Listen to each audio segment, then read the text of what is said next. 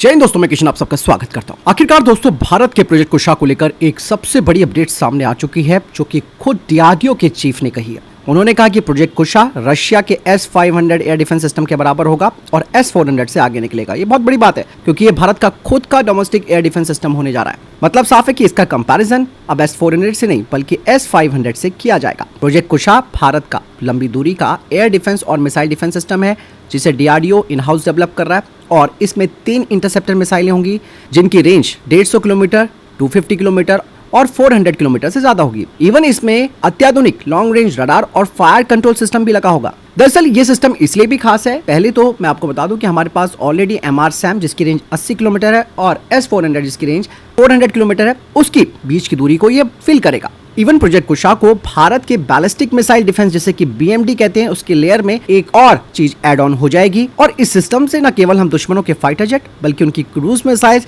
Precision guided bomb और यहां तक कि बैलिस्टिक मिसाइल के खतरों को भी रोक सकते हैं। भारत इलेक्ट्रॉनिक्स लिमिटेड इसके प्रोटोटाइप पर काम कर रहा है, जो कि अगले 12 से 18 महीनों के अंदर तैयार हो जाएगा। इसके बाद इसके यूजर ट्रायल्स होंगे, जिसमें 12 से 36 महीने और लगेंगे। कुल मिलाकर 2028 से 2029 के बीच इसे भारतीय वायुसेना और भारतीय नौसेना में शामिल किए जाने की योजना है। इवन यहाँ पर कितना काम शुरू हुआ है वो भी मैं आपको बता दूं। M1 इंटरसेप्टर पर काम शुरू हो चुका है, बाकायदा इसके 20 एयरफ्रेम, 20 रॉकेट मोटर और 50 किल व्हीकल का ऑर्डर दे दिया गया है। इसकी जो दूसरी M2 और M3 इंटरसेप्टर्स हैं, उनका डेवलपमेंट चल रहा है और इनका इस्तेमाल दुश्मनों के अवाक्स के खिलाफ, जो कि दुश्मनों के काफी हाई वैल्यू वाले एसिड्स होते हैं। यहाँ पर अब हम रशियन S-500 की बात भी कर लेते हैं। इसका एयर टारगेट रेंज 600 किलोमीटर है और 500 किलोमीटर बैलिस्टिक मिसाइलों के लिए। इवन इसकी सबसे खास बात यह है S-500 की कि ये हाइपरसोनिक मिसाइलों और लो अर्थ ऑर्बिट सैटेलाइट्स को भी खत्म कर सकता है। हालांकि अभी फिलहाल तो S-500 का एक्सपोर्ट वर्जन उपलब्ध नहीं है, लेकिन रशिया इस चीज के लिए तैयारी तो कर रहा है। फिर भी दोस्तों, भारत का प्रोजेक्ट कुशा यहाँ पर सबसे ज्यादा इंपॉर्टेंट होने वाला है, क्योंकि ये भारत का एक खुद का स्ट्रैटेजिक एयर डिफेंस सिस्टम होगा। इवन हमारी डिपेंडेंसी S-400 पर भी कम करेगा। इसके लिए अत्याधुनिक मिसाइल्स, रडार और ट्रैकिंग टेक्नोलॉजी डेवलप की जा रही है और भारत अपने बैलिस्टिक मिसाइल डिफेंस सिस्टम को मजबूत करना चाहता है। प्रोजेक्ट कुशा की कुछ टेक्नोलॉजीज के बारे में भी डिस्कस करते हैं, जो कि पब्लिक डोमेन में है। जैसे कि डीआरडीओ ने इसके लिए एक्टिव रडार सीकर डेवलप किया है, सॉलिड फ्यूल रॉकेट मोटर्स तैयार की जा रही है, हाई परफॉर्मेंस किल व्हीकल्स तैयार किए जा रहे हैं, फेस्ड एरे रडार पर काम किया जा रहा है और कमांड एंड कंट्रोल सिस्टम भी इसके लिए तैयार किया जा रहा है। यहाँ पर एक छोटा सा कंपैरिजन भी हम कर लेते हैं प्रोजेक्ट कुशा का S-400 और S-500 से। S-400 जिसकी अधिकतम रेंज 400 किलोमीटर है, ये हवाई लक्ष्यों को मार गिरा सकता है। S-500 ये भी रशिया का है, ये 500 से 600 किलोमीटर की इसकी रेंज है, जो कि हाइपरसोनिक मिसाइल और लो ऑर्बिट सैटेलाइट्स को मार सकता है, जैसे मैंने अभी आपको बताया भी। लेकिन प्रोजेक्ट कुशा की रेंज 150 से 400 किलोमीटर से अधिक होगी, जो कि दुश्मनों के फाइटर जेट्स, मिसाइल्स, ड्रोन और इवन अवाक्स को खत्म कर सकता है। और ये कॉस्ट इफेक्टिव सॉल्यूशन भारत के लिए होगा, क्योंकि रशियन मिसाइलों की अगर बात की जाए, एयर डिफेंस सिस्टम की, अगर S-400 की मैं बात करूं तो काफी कॉस्टली मिसाइलें होती हैं। ऐसे में भारत का इन हाउस डेवलप किया हुआ ये जो प्रोजेक्ट कुशा है, इसके तहत जो भी इंटरसेप्टर्स तैयार हो रही हैं, वो एक कॉस्ट इफेक्टिव सॉल्यूशन होगा भारत के लिए, जिसके जरिए भारत दुश्मनों के हाई वैल्यू वाले टारगेट्स को खत्म कर सकता है।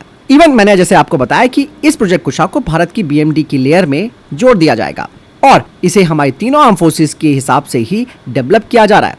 मतलब साफ है कि इससे भारत की स्ट्रैटेजिक ऑटोनॉमी मजबूत होगी। बहुत चीजें हैं दोस्तों जो पब्लिक डोमेन में अभी नहीं आई हैं और आनी भी नहीं चाहिए, क्योंकि ये भारत का वो प्रोजेक्ट है जिसके दम पर भारत चाइना और पाकिस्तान दोनों के ऊपर डोमिनेट कर सकता है। इवन इसके लिए हमारे वैज्ञानिक प्लस जो हमारे इंस्टीट्यूट्स हैं, इन सब के जो टॉप माइंड्स हैं, वो इस प्रोजेक्ट पर काम कर रहे हैं और इवन डेडलाइंस यहाँ पर रखी गई हैं 2028 से 29 के बीच।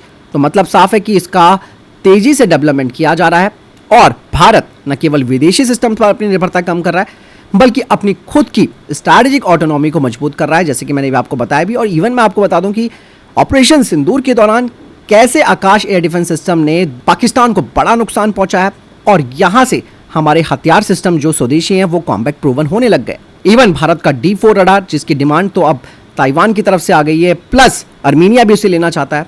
तो ये होता है दोस्तों कि अगर आपकी खुद की चीज़ें हैं, थोड़ा वक्त ज़रूर लगता है, क्योंकि थोड़ा टाइम नहीं दिया गया था इन प्रोजेक्ट्स के लिए, कभी सोचा नहीं गया था, क्योंकि उभरते हुए खतरे तो टाइम के हिसाब से तो सामने आएंगे।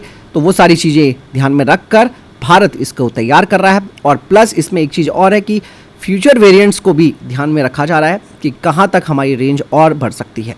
तो देख लिया आपने किस तरीके से प्रोजेक्ट कुशा, जो कि भारत का बहुत ही ज़्यादा महत्वपूर्ण और बहुत ही ज़्यादा घातक होने वाला प्रोजेक्ट है, जिस पर काम अब युद्ध स्तर पर शुरू हो चुका है। फिलहाल इस बारे में आपकी क्या राय है मुझे कमेंट सेक्शन में लिखकर जरूर बताइएगा। वीडियो को लाइक शेयर जरूर कीजिएगा जय हिंद, वंदे मातरम।